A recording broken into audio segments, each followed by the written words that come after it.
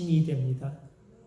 여러분, 우리 인생에 꽃피는 그런 봄날이 있고 또 입이 무성한 여름이 있고 또 열매가 무르익어가는 가을날이 있다면 그 알록달록 오색 찬란한 단풍잎이 하나 둘씩 다 떨어지고 하던 일선을 멈추고 쉬어야 하는 추운 겨울이 있습니다.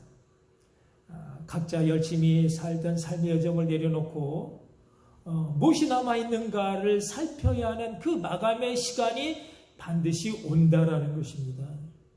중요한 것은 어떤 인생은 그 추운 겨울을 기쁨과 환희로 둘러싼 그런 따뜻한 안식으로 천국 생활이 되기도 하지만 그러나 또 어떤 인생은 그 추운 겨울이 고통과 슬픔, 회한으로 둘러싸인 혹한의 지옥 생활이 되기도 한다는 것입니다.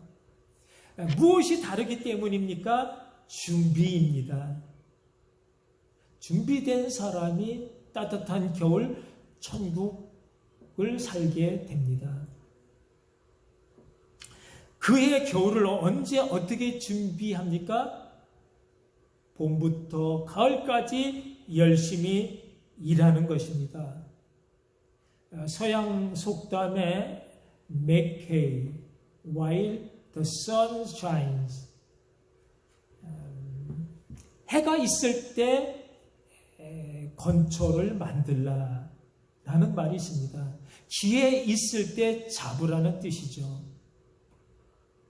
오늘 본문 말씀에 이러므로 너희도 준비하고 있으라. 생각지 않는 때 인자가 오리라 말씀하고 있습니다. 오늘 본문의 말씀은요, 우리가 지금 건강할 때, 평안할 때, 아직 일할 수 있는 하나님 축복의 때에 일할 수 없는 겨울을 준비하라는 것입니다. 종말의 때 심판의 날을 기억하라는 것입니다. 여러분, 우리의 내일이 언제나 오늘과 같지 않음은 우리가 우리의 나이만큼 반복해서 살아가면서 느끼게 되는 것이고요. 나이 들면 들어갈수록 내일이, 그 다음 내일이 오늘과 확연히 다르다라는 것을 절감하게 되는 것입니다. 아직 일할 수 있을 때 조금이라도 더 추운 겨울을 준비하라는 주님의 말씀입니다. 우리 영혼의 안식을 준비하라는 것입니다. 그렇다면 과연 무엇을 어떻게 준비해야 하는가? 오늘 이 교훈의 말씀을 깊이 묵상하시면서 여러분, 추운 겨울을 따뜻한 주님 사랑의 안식으로 풍성하고도 넉넉한 겨울, 천국을 잘 준비하시는 복된 여러분 모두가 되시기를 주님의 이름으로 축복합니다. 사랑하는 성도 여러분, 성경에는요, 하나님과 우리 관계를 여러 가지 비유로 설명해 주고 있습니다.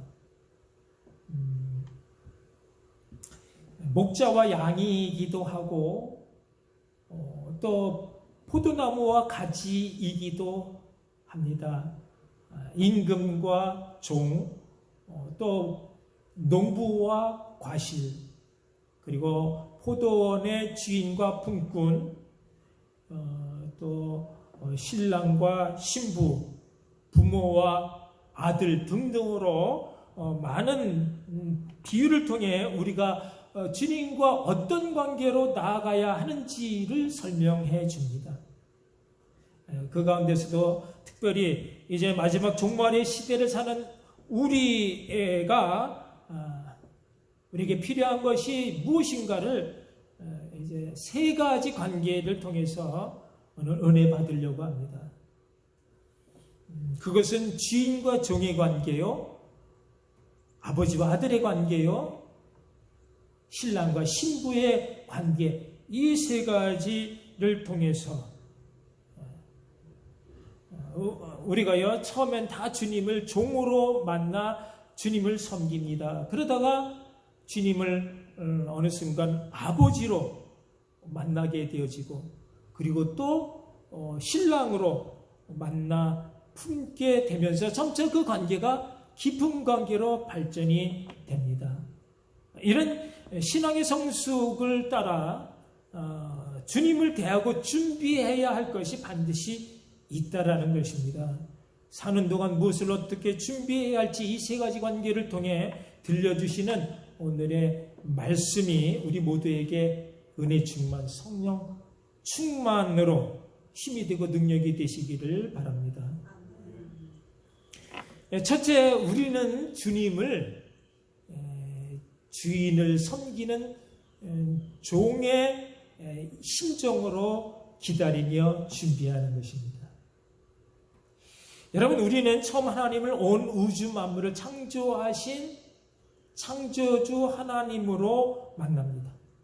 창세기 1장이 하나님을 우리를 지으신 창조주로 소개합니다.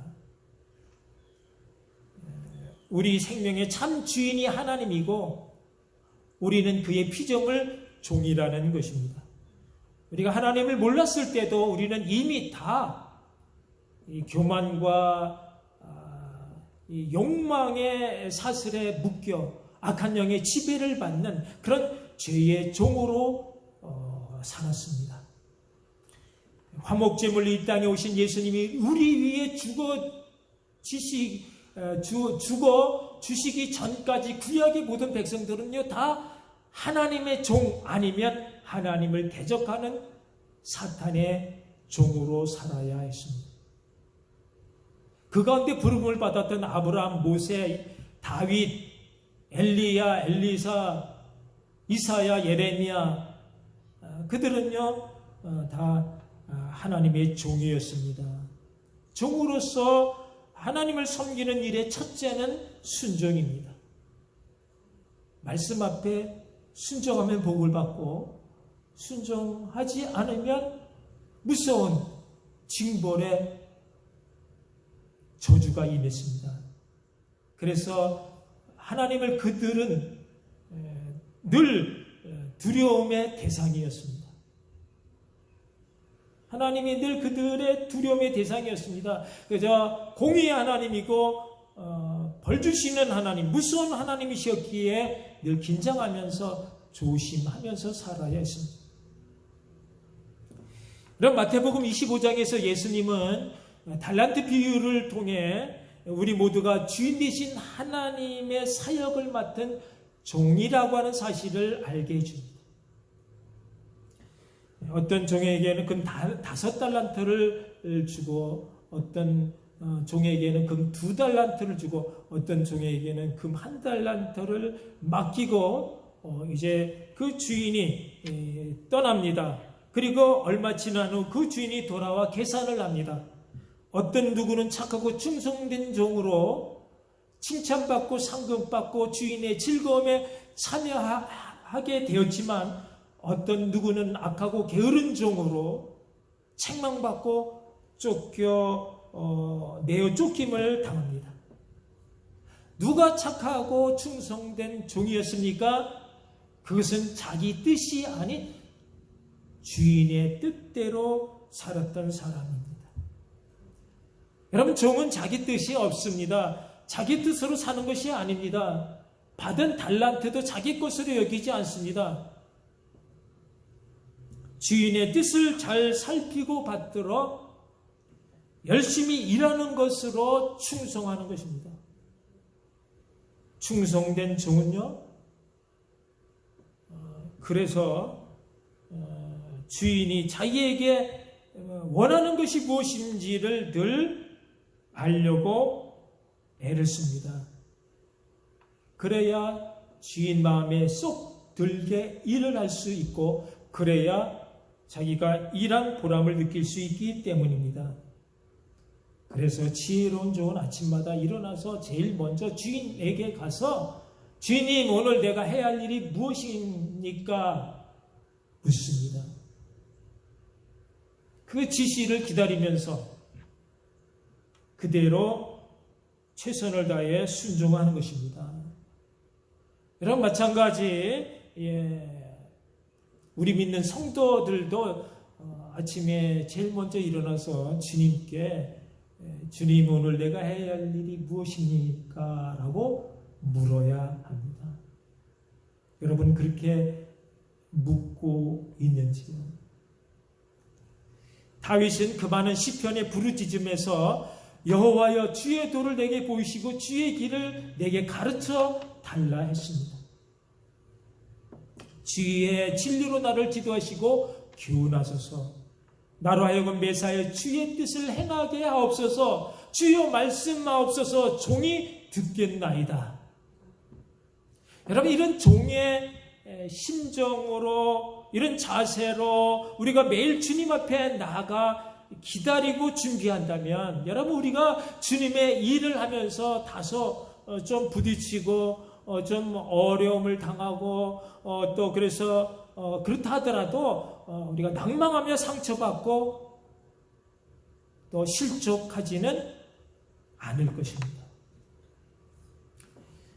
또 종으로 섬기는 사람의 특징은요, 맡겨진 일을 잘 마쳤다라고 해서 그것으로 교만해하거나 우쭐대거나 하지 않고 늘 겸손해야 합니다. 내가 무익한 종이라는 것입니다. 내가 마땅히 해야 할 일을 했을 뿐이라는 것입니다.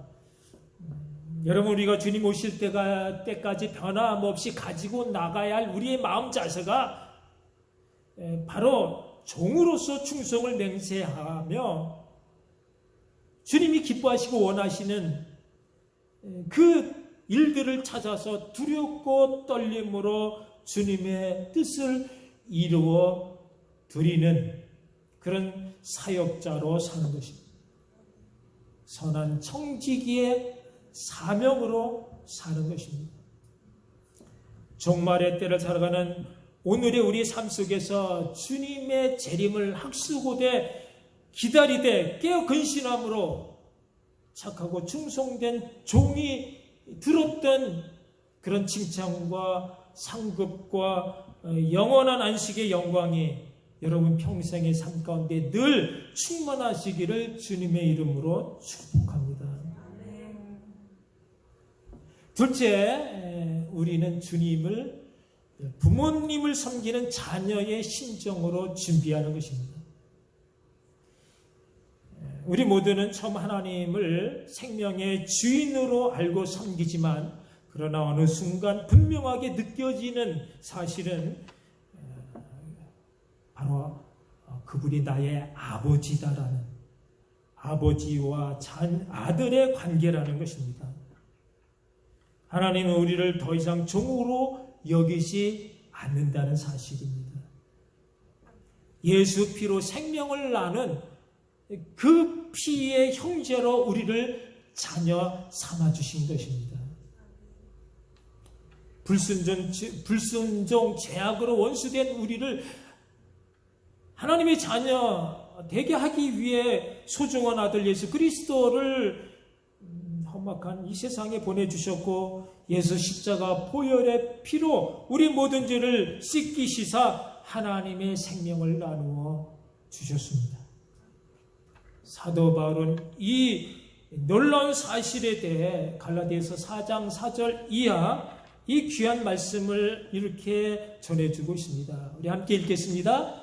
때가 참에 하나님이 그 아들을 보내사 여자에게 나게 하시고 율법 아래 나게 하신 것은 율법 아래 있는 자들을 성량하시고 우리로 아들의 명분을 얻게 하려 하심이라. 너희가 아들임으로 하나님이 그 아들의 영을 우리 마음 가운데 보내사 아빠, 아버지라 부르게 하셨느니라.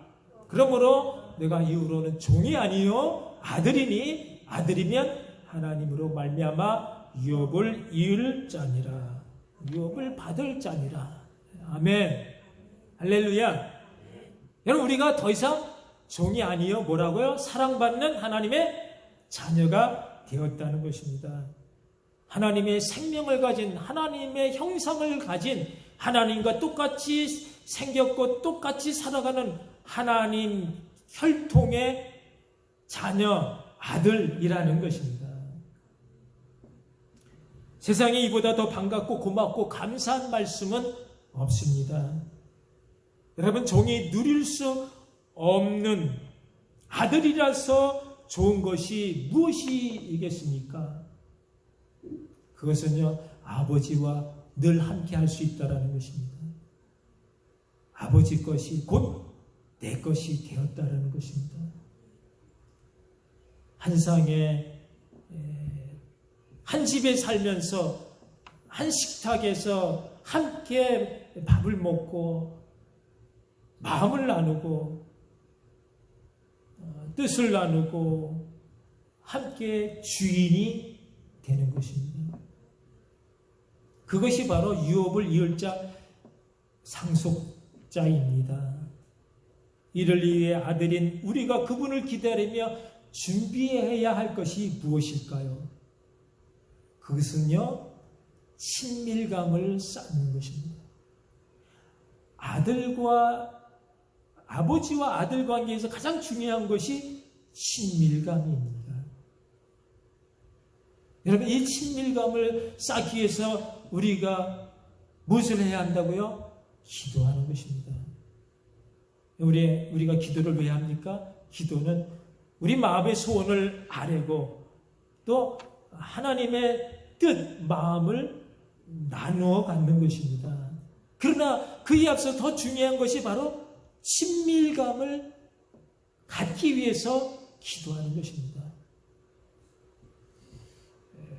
기도하면 주님이 아주 가깝게 느껴지지만 기도하지 않으면 주님이 아주 멀게만 느껴지기 때문입니다.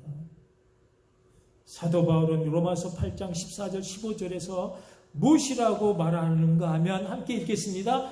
무릇 하나님의 영으로 인도함을 받는 사람은 곧 하나님의 아들이라. 너희는 다시 무수하는 종의 영을 받지 아니하고 양자의 영을 받았으므로 우리가 아빠 아버지라고 부르짖느니라. 아멘. 성령님이 우리 가운데 오셔서 우리가 더 이상 무서워하는 죄의 종이 아닌 성령님이 거하시는 거룩한 성전으로 그분께서 우리 영과 더불어 우리가 하나님의 자녀인 것을 증거하신다라는 것입니다. 아들의 영, 예수의 영, 성령을 우리 마음 가운데 보내서 하나님을 아빠, 아버지라 부르짖을 수 있게 해주신다는 것입니다. 여러분, 아빠는 아버지보다 더 친밀감이 넘치는 애칭입니다. 그러나 그 아빠는요, 아무나 부를 수가 없습니다. 예수 믿어 성도된 우리들에게만 허락된 특권인 줄 아시기 바랍니다. 우리가 하나님을 아빠라 부를 때마다 우리 자신이 하나님의 사랑받는 자녀라는 사실을 확신하는 것입니다. 그래서 기도하는 것입니다. 아이가 아버지에게 속삭이듯 이야기하듯 그렇게 친밀감을 가지고 기도하라는 뜻입니다. 기도를 어떻게 드려야 좋을지 모른다고요? 여러분, 아빠, 아버지 한 단어만으로도 충분합니다. 아버지, 아빠, 아버지. 계속 부르기만 해도 그분께서는 우리의 마음을 다 아시고 급속히 여기서 우리에게 기쁨과 평안을 넘치도록 부어주십니다. 더 이상 공포의 대상이 아닌 사랑의 하나님을 찾은 것입니다. 그러므로 자녀된 우리가 그분의 오심을 기다리며 준비하는 것, 그것은 날마다 기도로 친밀감을 높이는 것입니다. 아빠 없이는 살 수 없다고 고백하는 것입니다. 보혜사 성령님의 인도하심을 구하며 아버지의 사랑과 은총 가운데 임마누엘로 함께 사는 것입니다. 그것이 종말을 사는 우리가 준비해야 돼요. 하나님을 아버지로 여기며 사는 그런 상속자 아들의 준비인 것입니다. 보혜사 성령님이 인도하심을 구하며 아버지의 사랑과 은총 가운데 임마누엘로 사는 이 은혜가 날마다 여러분 삶 가운데 늘 충만하시기를 다시 한번 축복합니다. 세 번째, 우리는 주님을 신랑을 맞이하는 신부의 심정으로 준비하는 것입니다.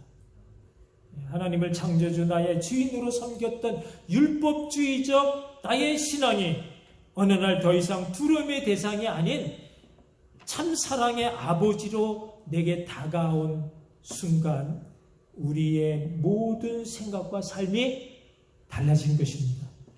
종이 아닌 아들로서 하나님을 대하는 우리 신앙생활의 놀라운 변화는요, 우리가 하나님께 늘 더 가까이 갈 수 있게 되었다라는 것입니다.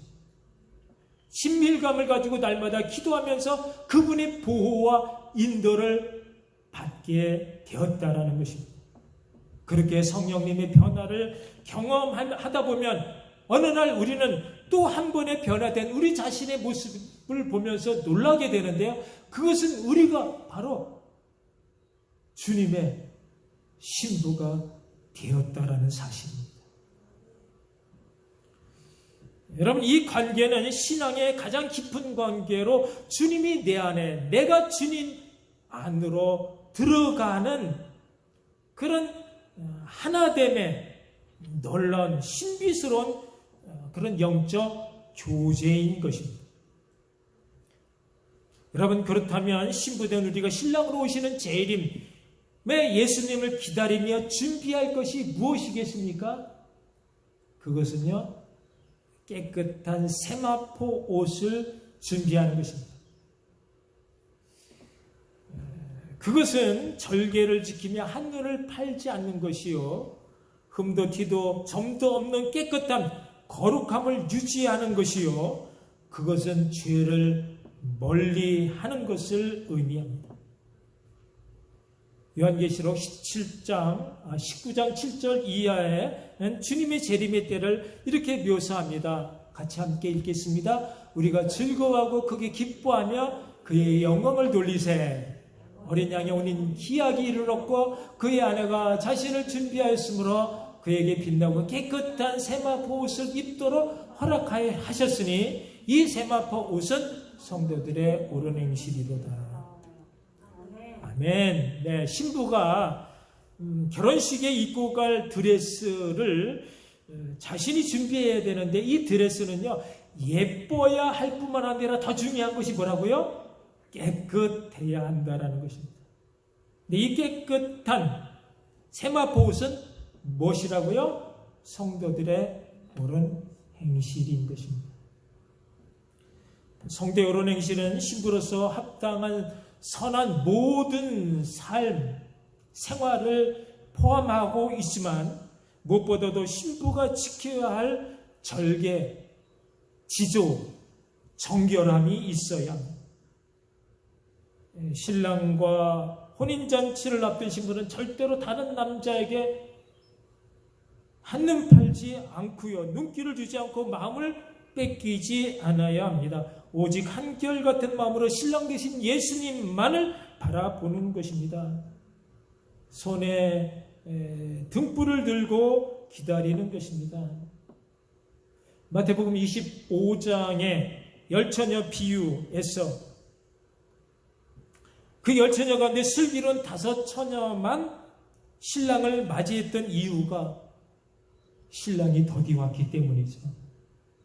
그래서 그들 모두가 다 졸며 찼습니다. 여러분, 이것이 우리의 연약함입니다. 여러분, 우리 자신의 신앙의 지조 절개를 지킨다는 거 쉽지 않습니다. 우리는 그만큼 연약합니다.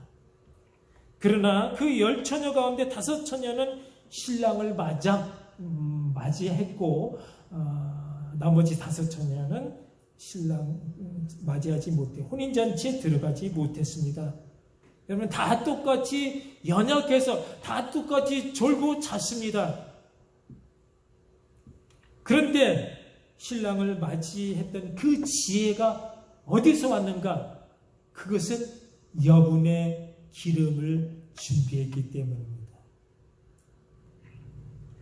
기름이 준비된 처녀들이 자다가 신랑이 왔다는 소리를 듣고 일어나 등불을 밝혀 신랑을 맞이했고, 기름을 준비하지 못했던 처녀들은 기름을 사러 나간 사이에 문이 굳게 닫히고 말았습니다. 신랑을 맞이하지 못한 것입니다. 여러분, 이 기름이 뭐라고요? 성령의 기름입니다. 그러므로 여기 성대에 오르내미실 중에 가장 중요한 것이 성령 충만입니다. 성령 충만으로 우리는 예수님과 더 깊은 영적 교제, 하나됨의 극치, 연합을 이루는 것입니다. 성령님이 우리의 연약함을 가려주고 깨워주고 빛으로 밝혀줍니다. 할 수 없는 자를 할 수 있는 자게 되게 해주시는 것, 성령님의 역사입니다. 신랑을 기다리는 신부의 준비는 성령 충만으로 죄악을 멀리 할 수 있어 깨끗한 세마포를 준비할 수 있습니다. 정결한 신부가 되어 주님 사랑 안으로 깊이 더 많이 들어가시는 주님과 하나됨의 은총이 여러분 심령 또 여러분의 삶 가운데 늘 충만하시기를 다시 한번 주님의 이름으로 축원합니다. 여러분, 오늘 위해 주신 말씀 다시 한번 곰곰이 새겨보면서 나에게 이 기쁨이 있는지, 나는 정말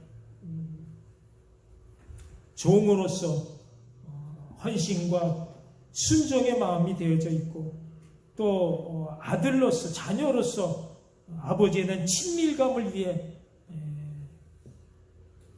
늘 기도 가운데 살고 있는지, 또 신랑 되신 예수님의 신부로서의 정결한 깨끗한 세마포 성령 충만으로 살고 있는지 돌아보면서 하나님, 내게 이런 사람 되게 해달라고 주님께 매달려 기도하시겠습니다. 사랑의 하나님, 우리에게 성령님을 주셔서 하나님을 더 이상 공포의 대상이 아닌 참 사랑의 아버지, 또